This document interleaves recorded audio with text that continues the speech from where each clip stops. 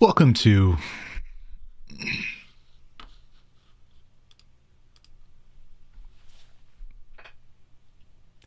Repetition and Contrast. I'm Alan. Welcome to Repetition and Contrast, where we provide tools for creative entrepreneurs. I'm Alan. Today we are continuing our study of story. And, structure is certainly an element that must be discussed. One of my favorite ways to talk about structure is to point people at this movie that I love from 2002, written by a guy named Charlie Kaufman. It's called Adaptation. Adaptation is a movie where Kaufman has been hired to do an adaptation of a book called The Orchid Thief. And in the process of trying to adapt it, he ends up writing a movie about himself trying to adapt this novel. And it's lovely. In it, though, he does something really interesting. He creates a fictitious brother for himself, and the brother is kind of a loser and doesn't really know what he's doing. But he becomes very successful in Hollywood because he's very good at structure. And it's almost a joke for Kaufman that structure is this wildly important thing. Now, what's really funny is that adaptation comes together in a very typical Hollywood film in its final act. And it's almost as though Charlie is writing the first bits of it where he's, very artistic and has trouble navigating sort of a traditional structural approach. It's almost like his brother writes the ending where suddenly everything congeals and becomes a very straightforward structural approach. And I thought that was really brilliant on the part of Mr. Kaufman. But what the heck is structure? When we talk about structure for a story, we're really usually talking about this thing called the 3-act structure. And not to get too weird about it, but essentially, you have a setup, a confrontation, and a resolution. This idea is kind of as old as time. I mean, the Greeks definitely used this principle in constructing the ancient dramas. And the idea is that you have a character or set of characters who are introduced in the beginning. They have a desire. Oftentimes that desire has something to do with what they're going to physically try to accomplish through the story. And when they get to when they get past this idea of just sort of introducing all of the ideas and themes for the story, we go into what are referred to as try-fail cycles, where there are obstacles for the characters trying to achieve their goals. And these try-fail cycles go through Act 2 until the protagonist or protagonists have some sort of epiphany where they're able to figure out how to come to some sort of final resolution. And then Act 3 is all about the execution of the final resolution. And interestingly, Act 2 is usually thought to be twice as long as either Acts 1 or 3. And it has a definitive midpoint where typically there's some sort of reversal of information in the exact middle of the story. And I'll talk more about what all of that means as I discuss some of the other theories about how this works. But because Act 2 is supposed to be twice as long as Acts 1 or 3, and because it has a clear defining midpoint that sort of chops it in half, I have often heard this referred to as a 4-act structure. 4-act structure and 3-act structure are exactly the same thing, really.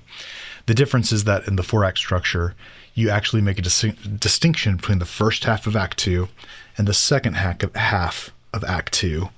And in that regard, what you're really trying to think about is how can you use that midpoint as sort of a way to heighten the drama or heighten this idea of the try-fail cycles or whatever as you're moving towards the final resolution. I have a tendency to think of my own writing in 4 acts as a result of this midpoint reversal split in the middle of Act 2, and I find it to be helpful for me as a writer. If it's not helpful, toss that idea out. One of the things that's great about writing is that you can think about theory all you want to, but the reality of it is you're going to be a better writer if you write and you finish what you write and you go write some more. And think about what you did in the last writing. I think this is true for all creativity. If you make something and then you put it away for a little while, and then you come back and you revisit it so that you can see it with fresh eyes and not as much emotional involvement on your own part, what's going to happen is you're going to be able to see all of the things that you like and all the things you don't like much more clearly. And what you need to do then is take that evaluation and apply those ideas to the next thing you make. And I think that is super useful in terms of making things. But that having been said, that's the most useful thing about all of this is make things and then evaluate the things that you made and try to make things better as you move forward. I can fill your head up with a lot of theory about a lot of subjects because people filled my head up with a lot of theory on a lot of subjects. And what it boiled down to for me, and I'm pretty confident it'll work this way for you too, is just doing things that's going to help most. So I like to see this 4-act structure in relationship to this thing called the hero's journey. The hero's journey is based on a book called The Hero with 1,000 Faces. And the guy who wrote The Hero with 1,000 Faces was a mythologist. He studied myths. His name was Joseph Campbell, by the way, in case you're curious. And when he went around the world studying the great myths of different cultures, what he learned was that we as humans have been telling ourselves essentially the same structural story since the beginning of the time. And so he defined all of these tropes that make a typical story in terms of myth. And he defined what characteristics were consistent between cultures, codified them in this book called The Hero's Journey. He codified in a book called The Hero with 1,000 Faces. Since then, what he codified has become known as The Hero's Journey. And this is a really good visual representation of it. If you just, go Google The Hero's Journey, something like this is going to pop right up and you're going to be able to see how it works.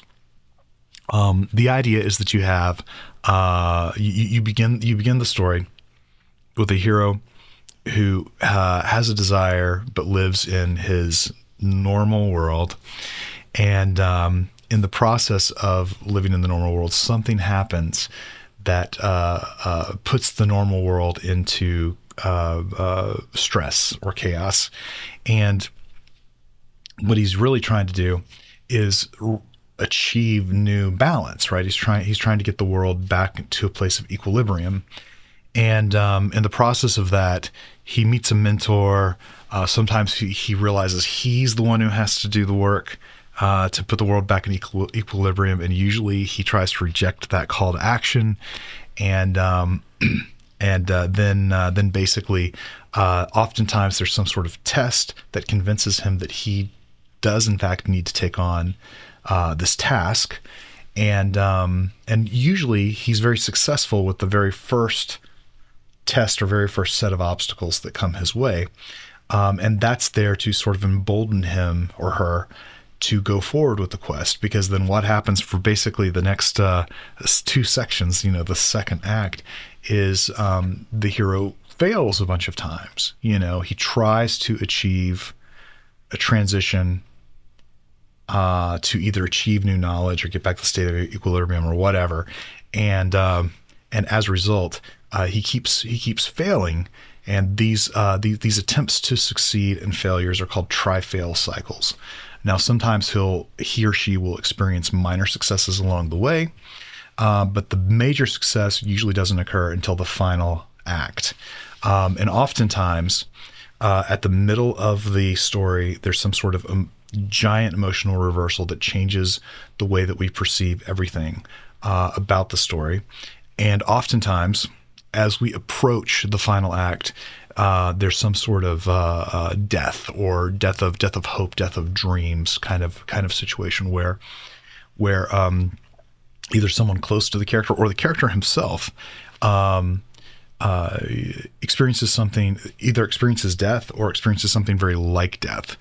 And that's the story we've been telling ourselves forever. And you definitely need to read more about this structure in order to understand it well. But that's why I want to tell you about the 4 books that I most encourage you to check out in the process of learning to write story. Teaching you all of the nuances of what you would get from just reading these books is way beyond the scope of what I have here. I might go back and jump more in detail with these, but in some future video. But realistically, my goal with this first set of videos that I'm making for repetition and contrast is to just give sort of basic overviews of a handful of topics, and then I'm going to get super detailed in each of them at some point in the future. But I love laying groundwork first with sort of a holistic approach. I'm a holistic learner. I like having big, broad strokes at my disposal.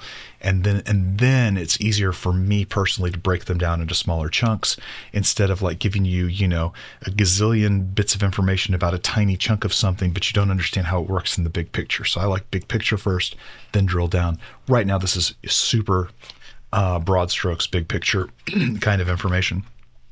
Anyway, these are probably the best textbooks that I found on the subject of writing story.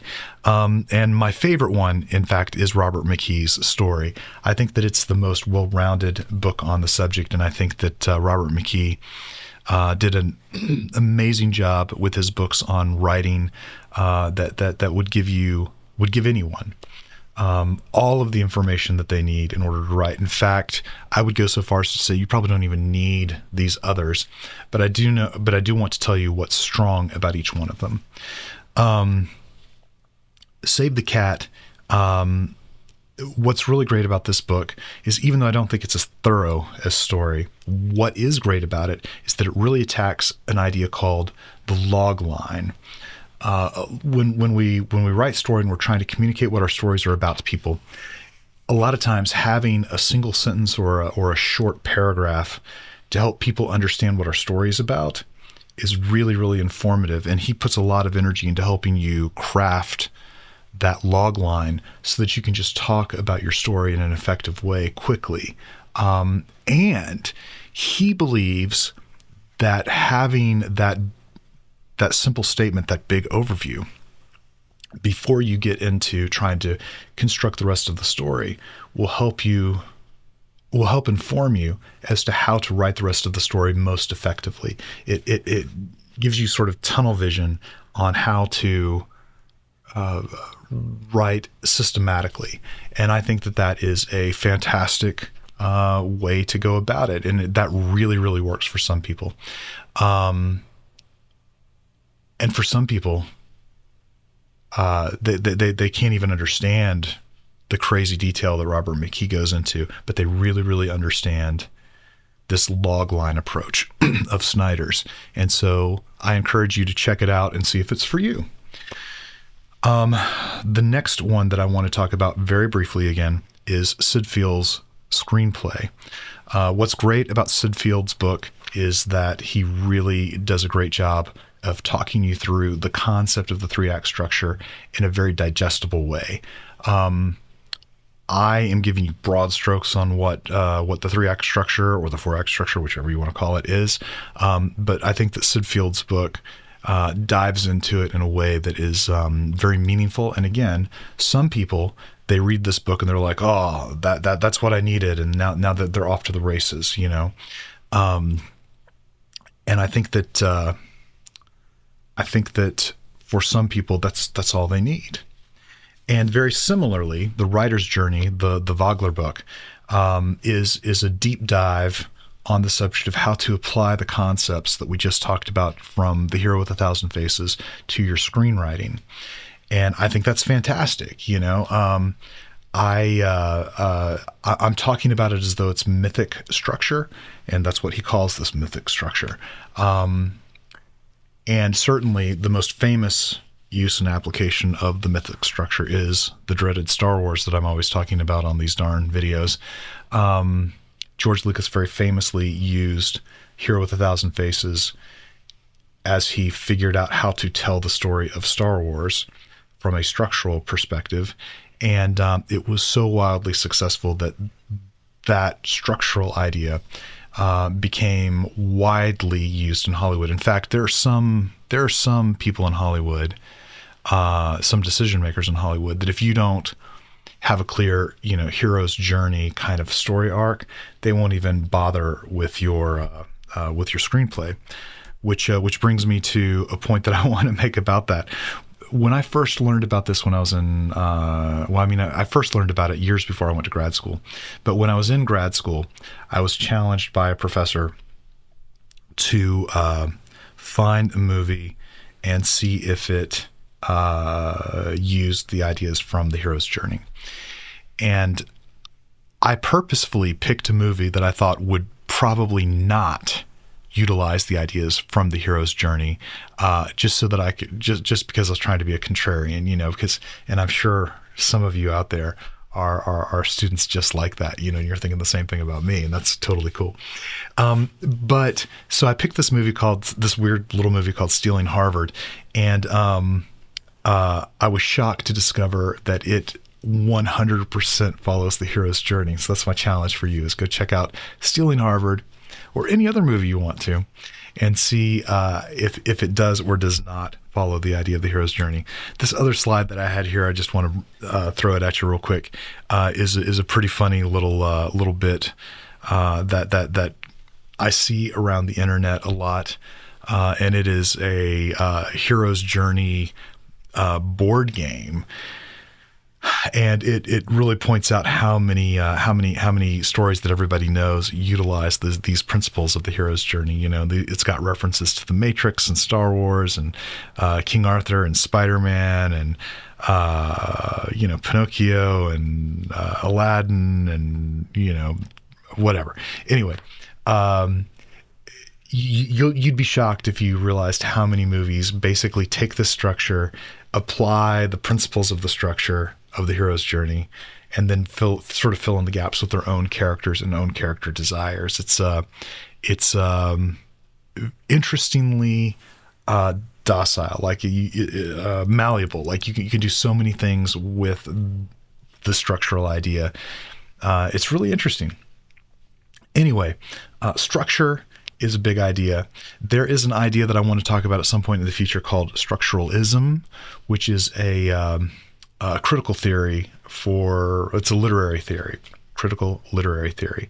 And it, combined with another idea called formalism, are a couple things that I really use in order to sort of critique my own writing and the writing of my students.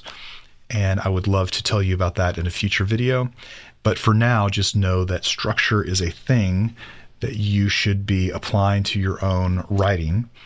And we have a handful of resources now for where to find out more about structure. And if I can give you an assignment, some way to use this, because I'm big on, if you've seen other videos in the channel, you've probably noticed that most of my videos, I'm actually having people do things. Well, I think in this case, you need to do something. And the thing that I think that you need to do is I think that you need to write a 1,500 word story, something super short, where you try to set up, sort of in response to everything we've been talking about so far, try to set up a 1,500 word story where you have a character who has a desire, who has an obstacle to gaining that desire, and then they attempt to overcome the obstacle. They overcome or don't overcome the obstacle, but experience an emotional reversal as a result of trying to overcome the obstacle to achieving their desire. and I look forward to seeing what you come up with.